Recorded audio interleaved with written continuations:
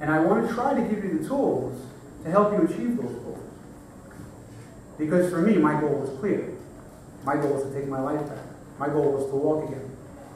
And some of the things that I'm going to tell you tonight are very, very helpful tools that got me back on my feet, literally put me back on my feet. You know, we all talk about obstacles, we all talk about our problems, but I can almost guarantee you, if given the opportunity, you would take your own problems. I remember, we had a terrible winter this year, and I remember coming out of court one afternoon, and it was raining, it was wet, the steps of the courthouse were icy, and it was about 30 steps down, and I held on to the cold railing, and I started making my way down with my heavy bag, and a gust of wind came, and I lost, and the gust of wind blew me down. And I fell mostly down all the steps. But I was pretty strong.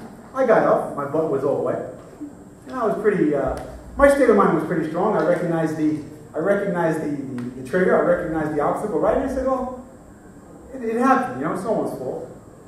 So I kind of dusted myself off a bit, and I went into my car, and I started driving. As I'm driving down Queens Boulevard, this boulevard of death, but it's also known as, I come across an attorney that I know that also works in the court. Now this fella usually has someone walking with him, but today he's walking all alone.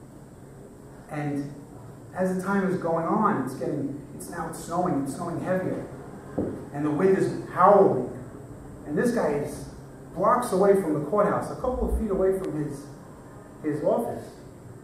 And I say, wow, look at that. He did that on his own. The difference is he's blind. And he was walking on Queens Boulevard all by himself. And when I thought about what happened to me,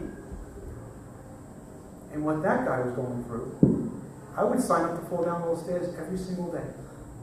And I can almost guarantee you, whatever obstacle we think we have, there's somebody a lot tougher out there. Has it much worse than us. And we would all accept our own problems, our own troubles, our own obstacles. I remember a few years back, my little son Stephen was 4 years old, and I signed him up to soccer. And at the time we were living on Long Island, and Stephen was really excited to play soccer, and he got his new cleats and his uniform, and he was ready to go. He had his backpack and he had his ball. So we're getting dressed, and I'm getting ready. I take him in the car to the soccer field, and if any of you live on Long Island is vast seas of grass and fields. Now in my haste, I didn't figure out how I was going to get Stephen to the field. So once I park, I'm on concrete, nice and safe. I see at a distance away, maybe about 150 yards, Stephen's team. And they look like little dots. Now Stephen is really happy. He can't wait to get there. He certainly could run faster than me. So as any 4-year-old would do, he says, Dad, hold my ball. Dad, hold my bag. Of course, I said yes. But now Stephen is walking way ahead of me. And I'm kind of fumbling on the grass. And as I'm going further and further onto the field, the grass is getting uneven. And it's getting tougher and tougher for me to walk. And now I'm getting nervous because he's so far ahead of me. And what happened? I fall. I just went down right at my knees.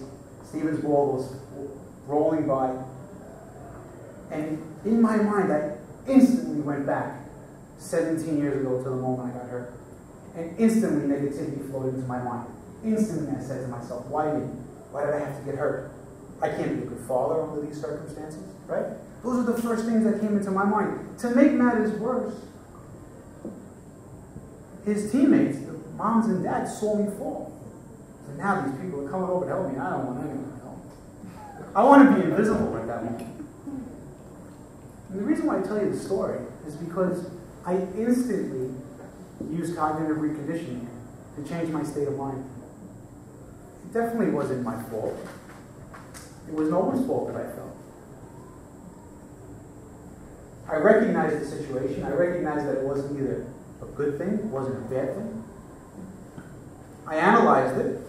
I said to myself, well, why should I be obsessive and think about this moment that I'm labeling as negative when it's really not negative? And I got myself up. And Stephen finally came back and he said, "Dad, you okay?" He had some tears in his eyes. I said, "Yeah." I said, "I'm all right, Dad." He fell. He said, "Don't worry, Dad. Use my head as a human cane." So together, we both walked back. And the point of the story is that as my little boy was playing soccer that day, I started asking myself questions that will elicit a positive answer. I started saying, "What a beautiful child I have. I'm the luckiest guy in the world. I'm so lucky to be alive." And, ladies and gentlemen, it's in the moments that we're grateful to the above and the things we have. Not we're always asking. I certainly could have said, "Wow, I want to run, I want to walk better, I want to do this, and I don't have this in my life." I could have certainly asked myself negative questions to elicit negative answers. But I put positive stuff in my mind. I put Stephen in my mind, my love for him. And I instantly felt better. And that's the point I want to make to you tonight. When you're in a position of gratitude and you're thanking God for what you have and what you don't have, other than what you don't have, that's when your life changes. It's just a simple shift. So let's get back to your obstacles.